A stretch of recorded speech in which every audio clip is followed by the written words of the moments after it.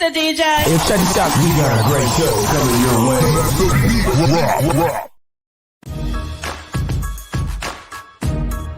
From the ECSI Sports Studios, it's the Midday Market Report with Jeff Dawson.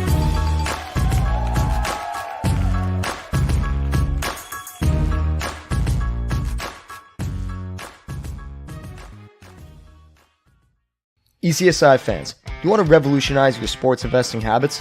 Allow me to tell you about WagerWire. WagerWire is an app that helps you become a superior bettor by allowing you to sync all of your sports books and track all of your bets in one place. See your current action, your betting history, and stats. You can also sign up for sportsbooks and collect bonus offers. Follow them at WagerWire on X, as they're the best account on the platform. Head to the App Store or Play Store now and search WagerWire to download the app. Good evening, sports fans from all around the globe.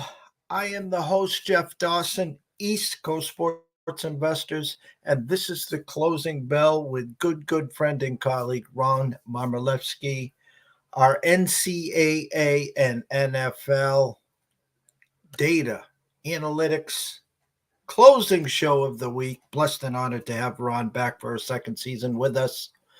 First and foremost, shout out to the gentleman behind our glass, Mr. Evan Lewis, Mr. Joseph Shea, and our proud new partnership and sponsor, WagerWire. If you have not downloaded the app, please run over to Google Play or wherever you download your apps.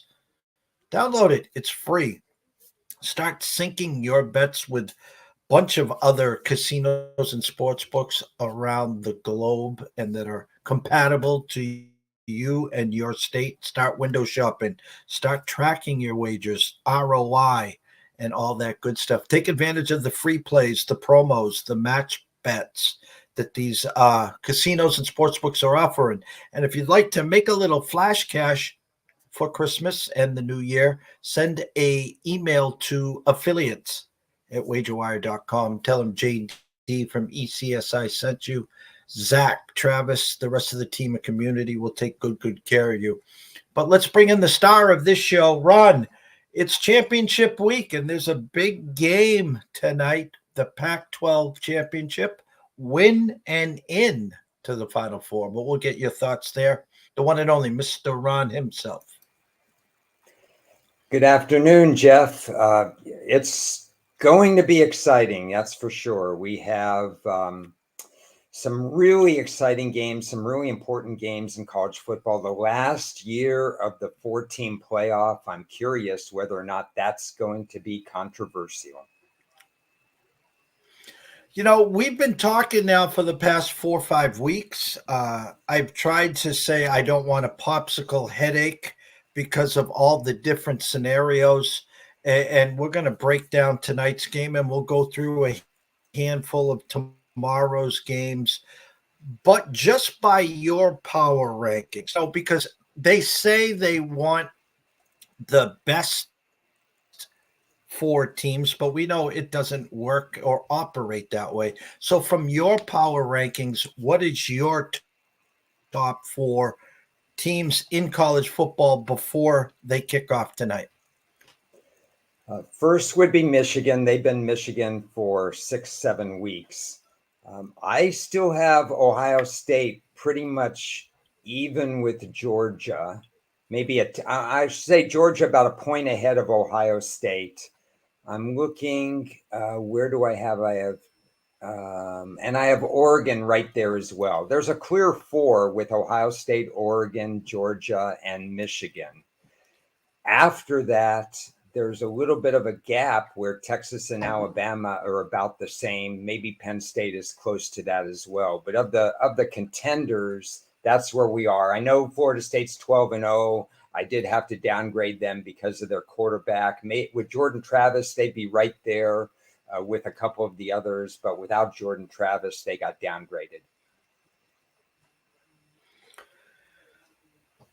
I'm going to bring up a scenario 2 years ago before Georgia. This is what started Georgia's run, an undefeated Georgia team versus a one-loss Alabama team. Georgia knew in the SEC championship it didn't matter if they win or lost, as long as they didn't lose 51-0 or something like that. They were in. Alabama wins. Georgia's still in. Georgia wins the championship and now have won 30 in a row, two-time defending champ. Everyone's saying, well, who have they played? I can say the same thing maybe about Michigan, Ohio State, and a bunch of others. My question to you, Ron, is if Alabama somehow beats Georgia tomorrow, how does Georgia fall 4 spots, and how is Georgia out of the championship? Do you see that happening? Yeah, I don't see it happening. Well, I don't see, how can I phrase this? The SEC is going to have somebody in, whether it's warranted or not, because it's the SEC, even though I think it's a little bit of a down year. They're probably not going to have 2 teams.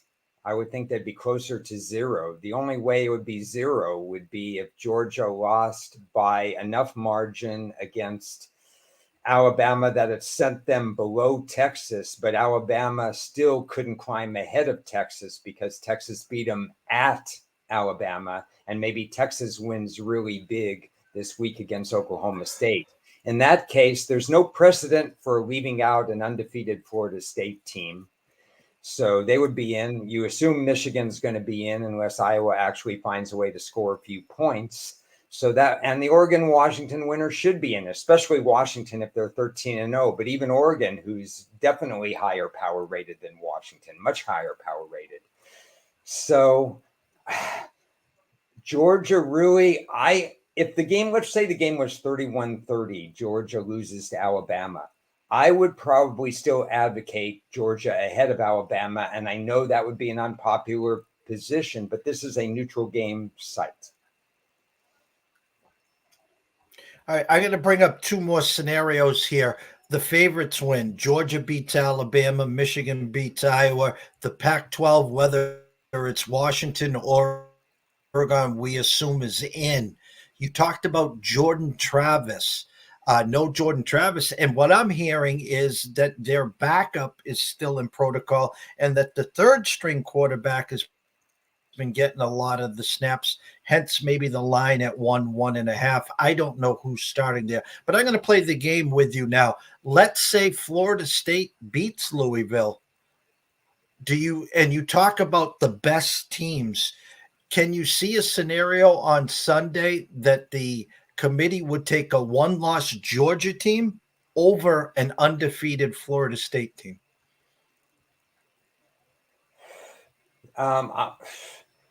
If Georgia lost real close, that was my argument against Alabama, and then you got Texas in the mix. I think there's no precedent for leaving out an undefeated Florida State team. If this was next year and we had a 12-team playoff, you'd probably see Florida State not make the Final Four, even if they were undefeated. Maybe even if Georgia won the game, they would still move somebody up ahead of Florida State. They would play that game and say, hey, we know Florida State's in. They're not one of the top 4 teams according to the eye test. They're missing Jordan Travis. They're not going to be in the top 4. But in this last year of the 14 playoff, it would be unprecedented to move Florida State out if they were 13-0. It would be a discredit to their defense, which has played really well, and the rallying cry around the rest of the team. I know quarterback is the driving force for everything, but Florida State is a complete team. They had 200-plus offensive line starts returning at the beginning of the year, and that's what's really driven this team.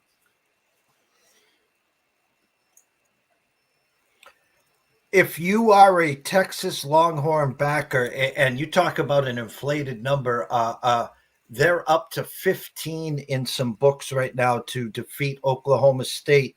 What's their best case scenario? Now, in week 4, they had a win at Tuscaloosa. Obviously, if Louisville can beat Florida State, that helps their cause as well. But if Alabama was to beat Georgia, Alabama's in, that's our assumption, SEC champ. And now you got a Texas team, a 1-loss Big 12 champ, saying, hey, guys, we beat Alabama. Alabama's in. Why the hell are we not in? The easiest scenario is if Florida State loses, then Texas most likely controls their own destiny and doesn't have to worry about that. If Florida State wins, it would behoove Texas to win by at least 10 points, probably 20 or more. They're going to have to do a convincing job on everybody, because people are going to forget about what happened in September when they hosted Alabama. And people might have short memories, but Alabama should never have won that game last week against Auburn with that 31 yard Hail Mary kind of situation in the back of the end zone. So we tend to give Alabama too much credit, and then we're going to blow up this win if they win against Georgia. What happens to Georgia? I think that, let's see, the Texas game, they won't know about Florida State because that's the night game. So Texas, my advice to Texas is to just go out and do everything you need to do against a substandard Oklahoma State defense. You should be able to put up lots of points in this game. The real question comes down to what's Texas defense going to do against Oklahoma State's offense. And if you see a game that ends up 45-35, it may put some pause into the voters for the playoffs. Tonight, Oregon, the rematch versus Washington about 6 weeks ago, one of the better games of the year. Oregon had the ball twice with a chance to come back and win that game. Left a lot of points on the field there and ended up coming up short.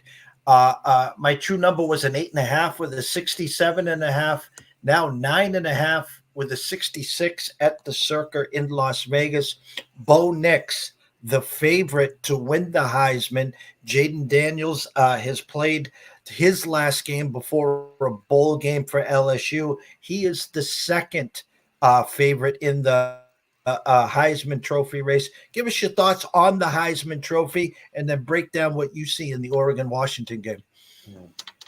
Well, I think it's a two-horse race now, primarily because wide receivers generally don't win the Heisman, and Marvin Harrison's an elite wide receiver, but he's not going to win. Michigan's quarterback, obviously they're number one or number two, depending on what polls you look at. But when he didn't throw a pass in the second half against Penn State, people realized that they could win in spite of him or without him. He's a fine quarterback. He can't win. And I think Michael Penix is out of the race because he didn't have a great game against Arizona State. They didn't put up a lot of points last week against Washington State. And in the big game against Oregon State, at Oregon State, he completed something like 13 out of 28 passes. So we're down to two people. Originally, I thought Daniels would win because Penix and Nix would split votes. But I think it comes down to this. If Oregon loses, regardless of what Nix does, I think Daniels would be the favorite. If Oregon wins and Nix doesn't embarrass himself, they put up 30 plus points and he throws for 250 plus yards and so on, I would think that, yes, the outcome of tonight's game will probably decide the Heisman winner. And your thoughts? It looks like an inflated number. As we speak, DraftKings has dropped the total down to 65.5. I know in a couple shops, the Oregon team total has gone from 38.5 to 37.5. I've seen the Washington team total stick at 27.5. I mean, our initial under over was 67.5, but now with the 65.5, 66 is out there. I could see a 37-27, a 38-28. What is your, thoughts on tonight's breakdown? Okay, well, I think Washington's going to play the disrespected card, saying that how could we be 12-0 when we beat Oregon, even though we all know Oregon on paper is the better team? How can we be 9 or 10 points of an underdog? And I think Washington has the talent to keep it close. As far as the over-under is concerned, it's not one I've been involved in. It's tricky. This is kind of a process-oriented response. Conference title games, when your win there's no tomorrow, win or you're out kind of situation. Everybody throws out all the stops. In general, in good weather, you're going to find more overs than unders in conference championship games. If I had to, I'd lean to the over in this game. I take a different approach when it comes to over-unders for these games. And two approaches that I got the better of the number very early on was Tulane SMU. SMU, for the first time, will go with a backup quarterback because their quarterback in a 30-point blowout win was hurt late in the second half. So that's unfortunate for SMU, who is higher power rated than Tulane, but everything's up in the air. SMU without their quarterback, Florida State without one or two quarterbacks. I went as close as to the opening line as possible to take the unders in those games because I thought the defense would rally around those teams. They played close to the vest. Florida State just wants to win. They don't have to win by margin. SMU Tulane, they just have, it's just a case of winning the game. It's not about margin. The only game I really thought could be fast track over under, high scoring, would be Texas, who wants some style points, and Oklahoma State, who doesn't play enough defense, but could rack it up offensively. So 2 unders and 1 overs for me. Washington, Oregon, I could see going either way. I'll get to Saturday's games. We'll quickly go through some initial thoughts. Michigan, Iowa, kind of funny this week. I saw a couple people tweet this out. The first half team total for Iowa, a half point. So if they get a safety or a field goal, you win that one. And they also had a second half team total of a half point. My original number was Michigan minus 23 and under over 35.5. Have seen some money trickle in on Iowa. Now down to 21.5, still with that under over of 35. The return of Jim Harbaugh after his 3-game suspension. We know the inept offense of Iowa. We know what Michigan's all about. Any chance that they can keep this one close, Ron? The chance would be is they would have to not win, but they would almost have to dominate the turnover margin. That's their chance. Special teams played poorly against Nebraska, which was a complete surprise to me. They brought in a kicker who hadn't made a kick, hadn't even tried a kick to win the game against Nebraska. This past Saturday or past Friday, I think it was. Iowa must win the turnover battle, must win the field position battle. That's their only chance. I'm going to go. We talked about Oklahoma and Texas. You talked about SMU, Tulane. I guess we could dig a little deeper on that Louisville, Florida State. I had a 3.5 with a 51 down to 2 at Circa, 1.5 on DraftKings. Quarterback, obviously an issue with Florida State. I think the whole world is on Louisville. We remember, what happens like when Washington got in a few years ago. We saw what happened in the championship game, Georgia versus TCU. Listen, no disrespect to Florida State. They were a great team, beat LSU opening game this year, went to Death Valley, won in Clemson, a total different team without Jordan Travis. Your thoughts? Louisville lose last week, kind of a peekaboo. Perfect spot for Louisville. Are you on the Cardinal here if you had to choose? If I had to choose, I'd still choose Florida State. I think they have their job is to force Louisville to pass. I know Louisville's done an excellent job this year. It was a bad spot for Louisville against Kentucky last week. That was well known to many of us. But this is not a bad spot for Louisville. They have good run-pass balance. But if Florida State can force Louisville into passing situations, I love their pass defense. I think they can do a lot of damage that particular way. And I think you'll see Florida State, of all teams, try to shorten the game. I think what Florida State wants to do is not commit turnovers offensively with whoever quarterbacks, run the ball as best as they can with Benson and others, and see what happens there. I will study the quarterback situation closely for Florida State, look at Louisville's defense a little closer, but the side I would lean with for sure would be Florida State. And we'll go to the granddaddy of them all at 4 o'clock rotation number 317 and 318, Georgia and Alabama. I do know 2 weeks ago the look ahead line was Georgia -3. My true number is 4.5 with a 56. I did see this as high as 5.5 and almost touched 6 in a few spots. Currently at the Circa in Las Vegas, 5-55. Your thoughts of Georgia, Alabama? Yeah, this is a stay away game for me. My power numbers put it right on 6. My running data and line of scrimmage data puts this closer to 3.5. So I probably should, based on my data, have Alabama as the lean for me. We've seen Georgia rise to the occasion a lot of times, and I don't want to discount that. I mean, they haven't lost in 3 years, so we don't want to discount what Georgia can do. We know if it becomes a close game, it gives confidence to Alabama, maybe some doubt to Georgia. There's also injuries. McConkey didn't play last week. Bowers, their fine tight end, and certainly a top 15 pick for the next NFL draft. He was hurt. He came back for a couple games. He also didn't play last week. So we have a lot of injury clouds around Georgia. I wouldn't be surprised at any result. I lean Georgia winning. NFL this week, not for long. Week number 13. Hats off to you. We talked about the peek ahead game, Philadelphia and San Fran, and you nailed it. You said your power rankings had the 49ers 1.5 point favorites. I actually think it opened at San Fran 1, maybe some picks along the way. The 49ers have skyrocketed to a 3 point favorite with a 47.5.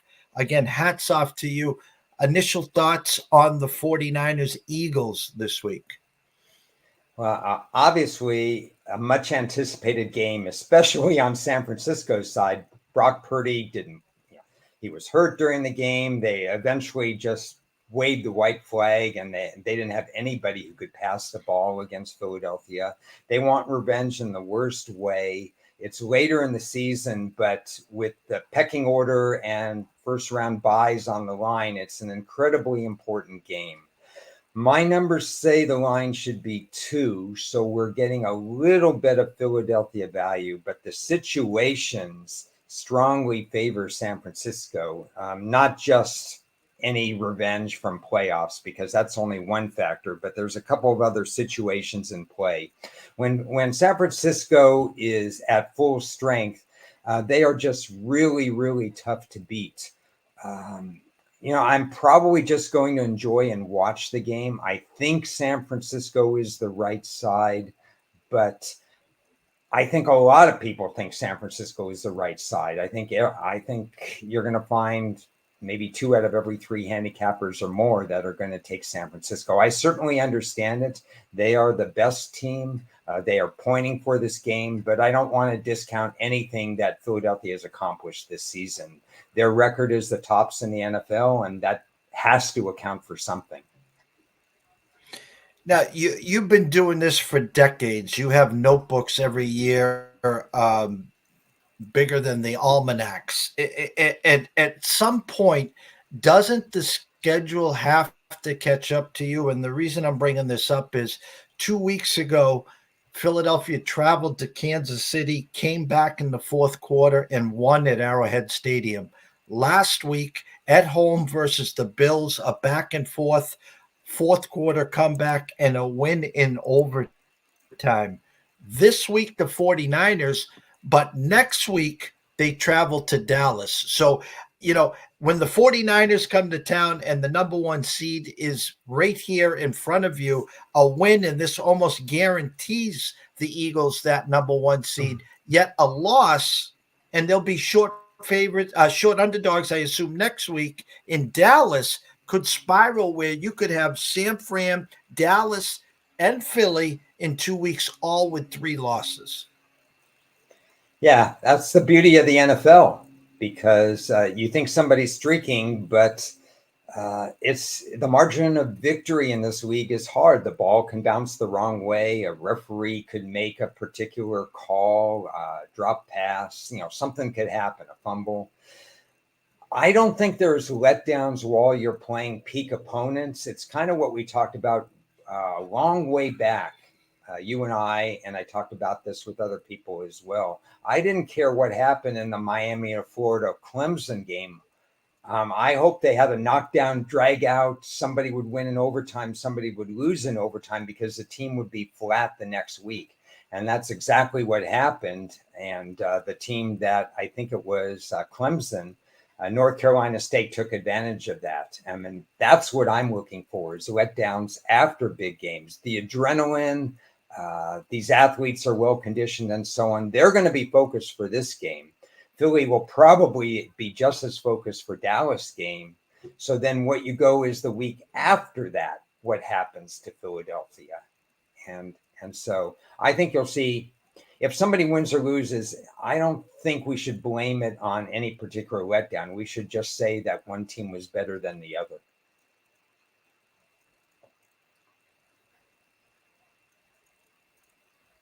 Trying to see if I can pull this up for you. Right now, my look ahead line, believe it or not, I have Dallas -3 against the Eagles with a 49.5. So you think about Philly, 10-1 Philadelphia, 3-point underdogs at home this week, and then travel on the road to Dallas, who has just been a home wrecking machine, scoring 40 plus the last 4 or 5 weeks. Another back. I'm surprised at the defense and last night's results, but just sitting here licking their chops. I think they'll have their gold and maroon or whatever the scarlet red 49er pom-poms on Sunday. No excuse for Dallas because they'll have 3 extra days of preparation.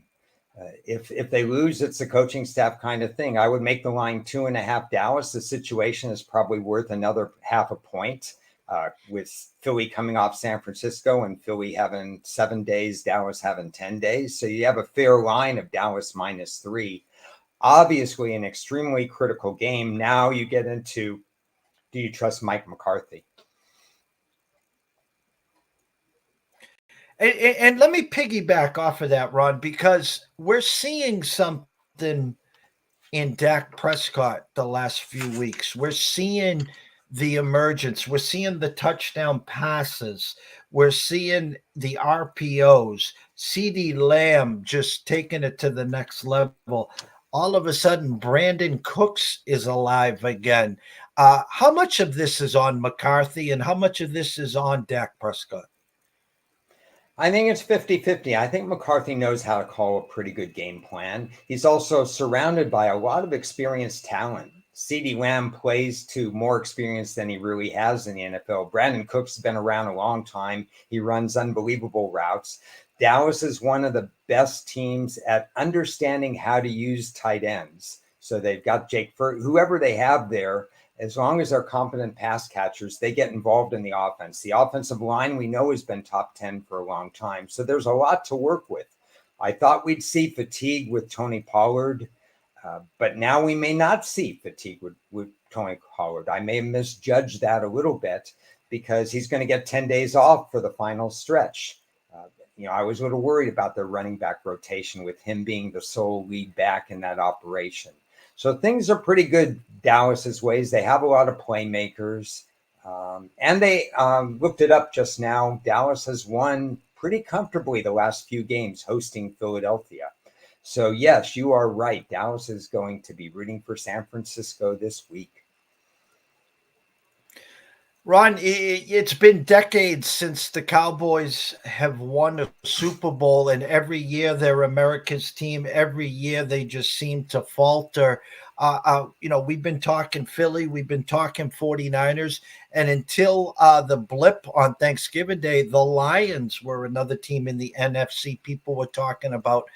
If this was buying some shares, would you be thinking about buying some shares of, let's say, Dallas and maybe even a couple sprinkles on Dak for MVP, or is that just preposterous? There's a pathway for Dak. I would wait till after Sunday's game because I think Dallas will need to be home for the playoffs. So Dallas, at this point, if Philadelphia maintains margin, Dallas would most likely have. I mean, things could happen with wild card upsets, but Dallas could be on the road the entire postseason. And I don't know if they're on the road the week before, but if they're on the road week 18, then you're talking about 4 straight weeks of being on the road. That's going to be too much to ask offensively and defensively. So you have to start looking at how the schedule plays into all of this. Is Dallas almost every bit as good or on par with San Francisco and Philly? It's really close. Those 3 teams are very, very good teams. So now it just gets into the schedule. It gets into rest. It gets into survival of the fittest. How healthy will San Francisco be in the playoffs? Because if they're healthy, they're going to be tough to beat. Looking through this week's card in the NFL, not a lot of headliners. The 8:20 game, Kansas City at Green Bay. My number was 7 with a 41, down to 5.5 with a 42.5. The best game we've seen in Jordan Love's career happened on Thanksgiving. They basically boxed the wire. The Lions at Detroit. Now they have a couple extra days off. Kansas City, sluggish first half in Vegas and a strong second half to not only win but cover that game. Money coming in on the Packers came out this afternoon. Aaron Jones will be out again. We finally saw some life from Christian Watson. The rookie Jaden Reed keeps on plugging along. Your thoughts on the Chiefs at Lambeau Field for the primetime game on Sunday night? Situationally, this is a very good spot for Green Bay. Once again, Kansas City is in the midst of a run where they're going to have less rest than all of the remaining opponents on their schedule. So this is advantage Green Bay. Green Bay at night in December has traditionally been a moneymaker for Green Bay backers. There's a lot to like about the situation for Green Bay. What's not to like is that Green Bay has to find a running game. And they're going to have to do it with Dillon having a pretty average year, even though he's going against a vulnerable Kansas City run defense. Dillon has to step it up with Aaron Jones gone. Kansas City's just been too good defensively, and Jordan Love is too turnover prone. If you have obvious pass situations, I think we've got a problem with Green Bay in this situation. Green Bay's going to have to step it up against Mahomes. That's not easy in prime time. I would like to back Green Bay, especially if there was any kind of weather issue, but I'd be a little bit scared even if I did so, because I worry about Jordan Love going against a Kansas City defense that's been credited for being good this year, but I think they should be credited even more for what they've accomplished. Let me see here. I'm surprised. I'm looking at this game here, and again, we won't waste anyone's time with the Chargers and the Patriots. We won't waste anyone's time with Atlanta and the Jets. This game, who would have thought? Week 13, the hottest team in the NFL, the Denver Broncos, winners of 5 in a row, traveled to Houston to face C.J. Stroud and the Texans, who coming off a home loss last week. My number was 3 with a 46. It's now 3 with a 47.5. Are you leaning the Broncos, the rejuvenated Denver Broncos, winner of 5 in a row, or is this a better spot for C.J. Stroud and D'Amico Ryan and a bounce back spot for the Texans? This, to me, might be the most fascinating game on the board, especially for me, because I have incredible conflict in this game. My power ratings support Denver to be a 1-point favorite, maybe pick 'em. So my power ratings are off on this game. It's the only game, or one of the only 2 games on the slate where my power ratings are off. And when my power rating suggests betting the dog, I'm supposed to do that. I'm supposed to like Denver in this game. On the other hand, I looked at Denver. I looked at their metrics. I've looked at what Russell Wilson does. I've looked at what DeMeco Ryans has done with the Houston run defense and so on. And the matchup analysis favors Houston. So I do not have Denver. Their record is 6-5, I believe. I do not have Denver as a team that's going to make the playoffs, but that would change. I mean, this is almost a play-in game. The loser of this game, I think, will be out of the playoffs, and the winner will still have a chance to be in the playoffs. But based on my on-field analysis of Denver, even with my power rating being higher than Houston, I think Denver is a flawed team. I think Russell Wilson, they use him to throw, they use him to keep him out of danger, keep him out of harm's way. Sean Payton's done a wonderful, masterful job of creating a Russell Wilson that has somewhere around 19 touchdown passes and I think 4 interceptions. But he's also throwing the ball 3 yards at a crack with about 40% of his completed passes going to running backs. So it's a formula that keeps you in games, and Denver has won a lot of close games, but it's not a formula for huge success all the way through. Houston's kind of like an expansion team that's outperforming all expectations. I want to like Houston in this game, but there's no possible way I could like Houston based on my power ratings.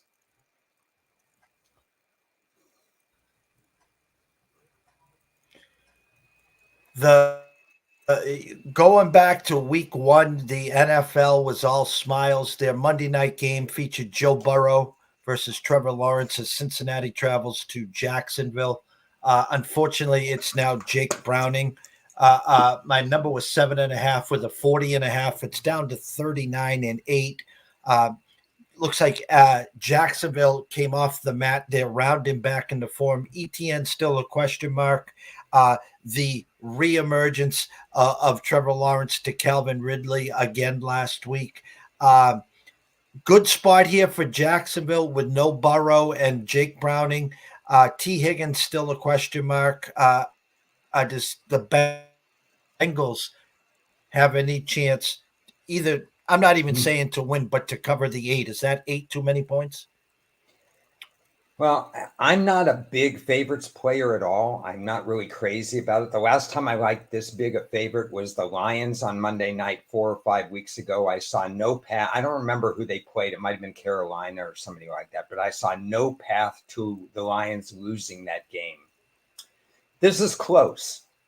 I think this is an ideal spot for Jacksonville.